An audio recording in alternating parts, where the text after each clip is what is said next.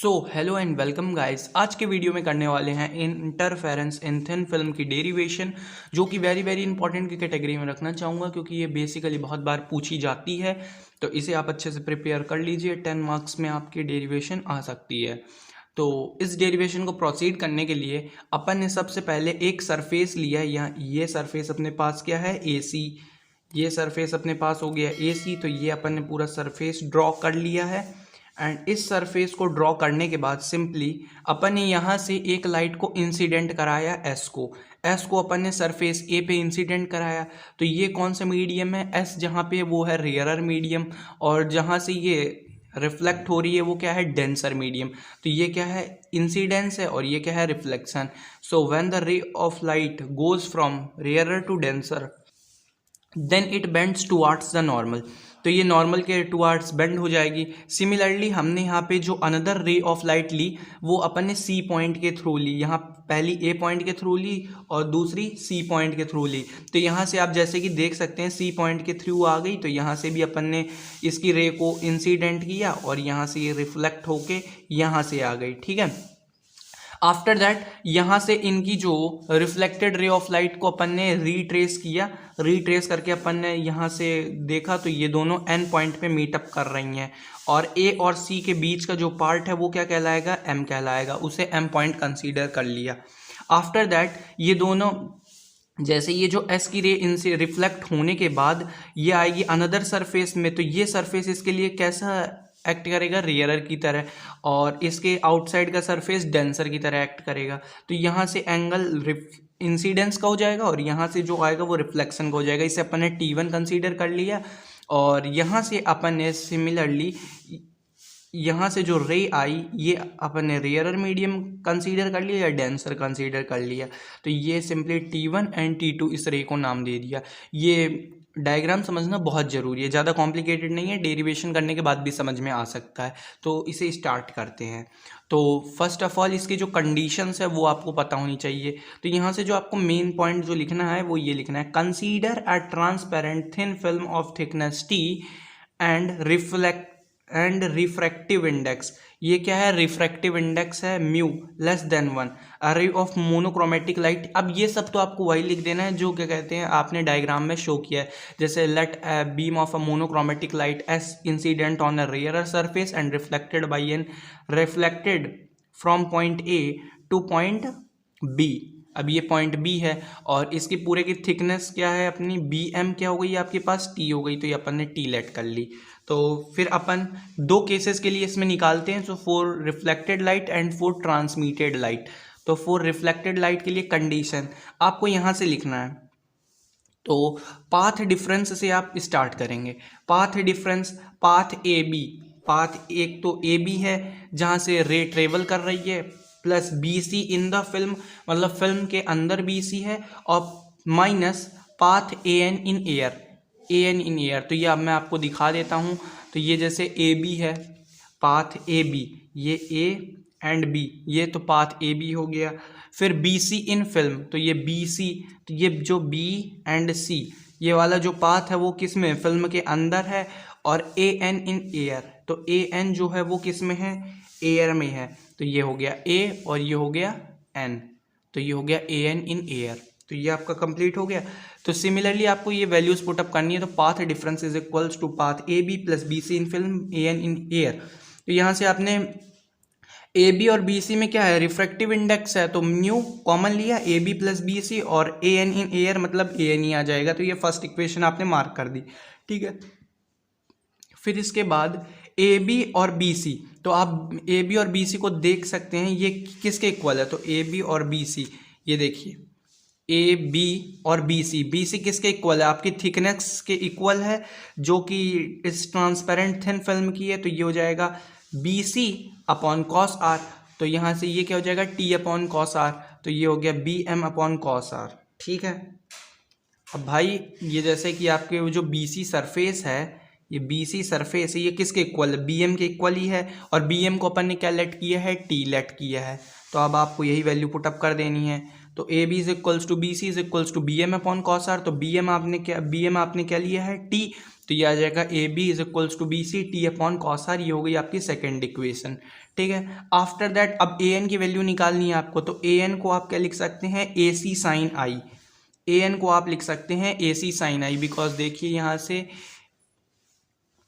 A N को आप लिख सकते हैं ए सी, तो ये है, ये ट्राइंगल की प्रॉपर्टीज से आया आपके पास ए सी। और ए सी को भी आप क्या लिख सकते हैं, ए सी साइन आई लिखा है क्योंकि इंसिडेंस एंगल हैं ये दोनों, तो इनको अपन यहाँ से ए सी को अपन ये भी लिख सकते हैं A M plus M C sine I, A M plus M C sine I लिख सकते हैं इसे अपन। ठीक है, तो यहाँ से जैसे कि मैंने ये लिख दिया, तो ए सी साइन आई और ए सी को अपन लिख सकते हैं A M plus M C. Whole path difference क्या है, ए सी की जगह अपन क्या लिख सकते हैं, A M plus M C, और ये पूरा क्या हो जाता है पाथ डिफरेंस ए सी, और ये हो गया साइन आई। तो यहाँ तक आपको प्रोसीड कर लेना है, फिर आगे बढ़ते हैं। अब आपके पास ए सी की वैल्यू क्या है, बी एम टेन आर, और इसकी क्या है, एम सी की वैल्यू क्या है, B M tan r, because B M उनकी क्या है, थिकनेस है, और टेन आर एक अपन ने कॉफिशिएंट इसी तरह लेट कर लिया है। ठीक है, तो ये आपको वैल्यू याद होनी चाहिए कि बी एम टेन आर है, वैसे कैलकुलेट करने में ज़्यादा प्रॉब्लम आएगी, तो B M tan r learn रखिए। और साइन आई बाहर ही था, तो ए एन की वैल्यू आपके पास क्या आ गई, यहाँ से 2 बी एम है तो 2 बी एम आ गया, और 10 आर कॉमन है इनमें तो 10 आर आ गया, और साइन आई आ गया आपके पास। तो सिमिलरली आपको क्या कर देना है, यहाँ से 2t आ गया आपके पास। तो 2t कैसे आया आपके पास, ये मैं आपको बताता हूँ। तो ये जो बी एम है ये आपकी क्या है, थिकनेस है, तो यहाँ से 2 और बी एम को अपन ने टी लेट कर लिया तो टी आ गया, और 10 आर को अपन क्या लिख सकते हैं, sine r upon cos r. और साइन आई की वैल्यू, अब साइन आई की वैल्यू क्या होगी, तो यहाँ से म्यू आपको पता है क्या होता है, sine i upon sine r. तो यहाँ से आप देख सकते हैं sine i upon sine r होती है, तो यहाँ से आपको किसकी वैल्यू चाहिए, साइन आई की वैल्यू चाहिए, तो म्यू साइन आर आ गया। तो फिर इसके बाद ए एन की वैल्यू अपन निकालेंगे, ए एन की वैल्यू अपने पास क्या आ जाएगी, 2t, और यहाँ से साइन मल्टीप्लाई हुआ तो साइन स्क्वायर आर हो गया। सो गाइज यहाँ से अपने पास आ गया 2t, और यहाँ से म्यू आ गया, और sine square r upon cos r. तो ये अपन ने इक्वेशन थर्ड लेट कर ली। अब अपन से यहाँ से अपने पास ए एन की वैल्यू आ गई है, A B plus B C की वैल्यू आ गई है, तो सिमिलरली अपन को फर्स्ट इक्वेशन में पुटअप करना है। तो पाथ डिफरेंस म्यू अपने पास कॉन्स्टेंट था ही, और ए सी की वैल्यू अपन ने पुटअप की टी अपॉन कॉस आर, और t upon cos r B M upon cos r था, जो अपन ने वैल्यू निकाली सिमिलरली उसको पुटअप कर दी, और यहाँ से ए एन की वैल्यू पुटअप कर दी -2 mu t sine square r upon cos r. ठीक है, अब इसके बाद अपन को क्या करना है, यहाँ से देख सकते हैं आप, म्यू आ गया, ये हो गया 2t अपॉन कॉस आर, और यहाँ से क्या बचा, -2 mu t sine square r upon cos r. अब यहाँ से अपन ने पूरे में से कॉमन लिया 2 म्यू टी कॉस आर, तो यहाँ से क्या बचा, 1 माइनस साइन स्क्वायर आर। अब sine square r 1 minus sine square r को क्या लिख सकते हैं, कॉस स्क्वायर आर लिख सकते हैं, तो ये हो गया कॉस स्क्वायर आर। अब कॉस आर से अपन ने कॉस स्क्वायर आर, तो एक कैंसिल हो गया, तो 2 म्यू टी कॉस आर हो गया। तो पाथ डिफरेंस अपने पास क्या आ गया, 2 म्यू टी कॉस आर। सो फिर इसके बाद आपको एक लाइन लिखनी जो बहुत ही ज़्यादा जरूरी है, वो है when light going from rarer medium to denser medium then extra path difference λ/2 will be produced. मतलब जब भी ray of light rarer medium से डेंसर मीडियम में जाएगी, तब λ/2 उसका एक्स्ट्रा पाथ डिफरेंस ट्रेवल्ड करेगी। मतलब पाथ डिफरेंस में आपको λ/2 जोड़ देना है। तो यहाँ से आप लिखेंगे इफेक्टिव पाथ डिफरेंस, तो ये क्या हो गया, 2 म्यू टी कॉस आर पहले आया था, उसमें सिंपली λ/2 आपने ऐड कर दिया, तो ये हो गई आपकी fifth equation. After that condition for maxima और bright fringe, condition for maxima और ब्राइट फ्रिंज की कंडीशन, तो इसके लिए इफेक्टिव पाथ डिफरेंस आपको पता ही है n लैम्डा होता है। तो सिमिलरली फिफ्थ को कंपेयर कर दीजिए इससे n लैम्डा से, तो 2 mu t cos r plus λ/2 n lambda, तो ये आपने n लैम्डा लिख दिया। तो यहाँ से सिमिलरली ये आ जाएगा 2 mu t cos r is equals to 2n minus 1 λ/2, ये हो गई सिक्स्थ इक्वेशन। अगर ये सिक्स्थ इक्वेशन आपकी बनेगी देन द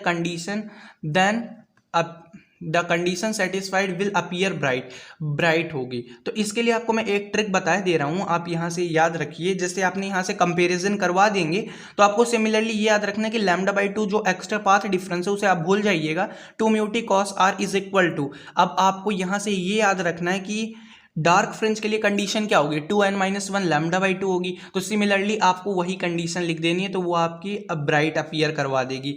और similarly for condition for minima और डार्क फ्रिंज के लिए इफेक्टिव पाथ डिफरेंस क्या होता है, 2n+1 λ/2, यहाँ से माइनस भी आ सकता है, ठीक है। तो फिर इसके आगे बढ़ते हैं अपन।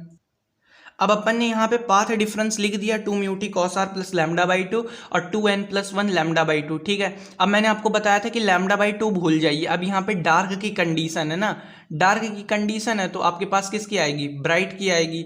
तो यहाँ से आपको क्या करना है, 2 म्यू टी कॉस आर λ/2 को भूल गए, और यहाँ से आपके पास ब्राइट फ्रिंज में क्या होता है, effective path difference n lambda.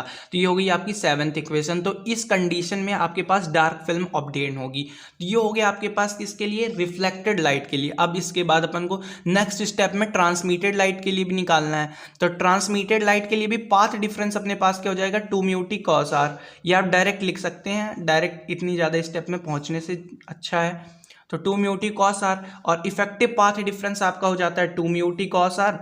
और फॉर मैक्सिमा क्या हो जाता है, मैक्सिमा के लिए आपके पास होता है ये n लैम्डा।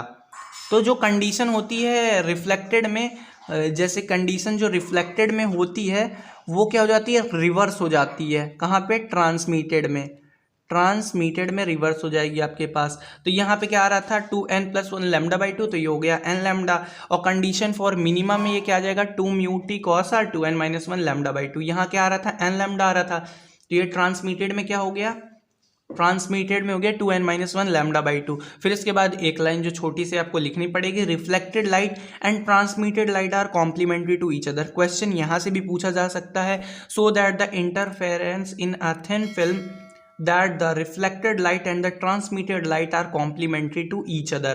तो यहीं अपनी डेरिवेशन एंड होती है। होप करता हूँ कि वीडियो अच्छा लगा होगा, तो चैनल को कर दीजिएगा सब्सक्राइब, वीडियो को कर दीजिएगा लाइक, और इसी तरह के वीडियो के बनाने के लिए और अपने सजेशंस को हमें कमेंट पर देते रहेंगे। Thank you guys.